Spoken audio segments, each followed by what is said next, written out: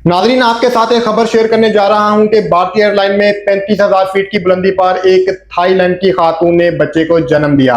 ये वाकया तब पेश आया जब भारतीय एयरलाइन 35,000 फुट की बुलंदी पर परवाज कर रही थी। उस एयरलाइन में एक थाई खातून भी सवार थी जो प्रेग्नेंट थी और दौरान परवाज उसको लेबर पेन स्टार्ट हुई। खुशकिस्मती की बात यह थी कि उस एयरलाइन में एक नर्स भी सवार थी। उस एयरलाइन के अमले ने महारत दिखाते हुए जहाज की कुछ सीटें खाली करवाई और नवमौलूद बच्चे की पैदाइश का अमल शुरू कर दिया और तमाम मुसाफिरों को प्राइवेसी का ख्याल रखने के लिए तमाम मोबाइल फोन बंद करने का हुक्म दिया। जहाज में मौजूद तमाम मुसाफिरों ने अपने मोबाइल फोन बंद किए और प्राइवेसी का मुकम्मल ख्याल रखा। और ये सारा अमल 35,000 फीट की बुलंदी पर हवा में हो रहा था। ये भारतीय एयरलाइन मस्कत से मुंबई जा रही थी और उस दौरान ये सारा प्रोसेस जारी रहा। कामयाबी के साथ बच्चे की पैदाइश 3:15 पर हुई और ये अमल नहायत ही महारत के साथ किया गया और सुबह के 4 बजे भारतीय एयरलाइन का जहाज मुंबई एयरपोर्ट पर पहुंच गया।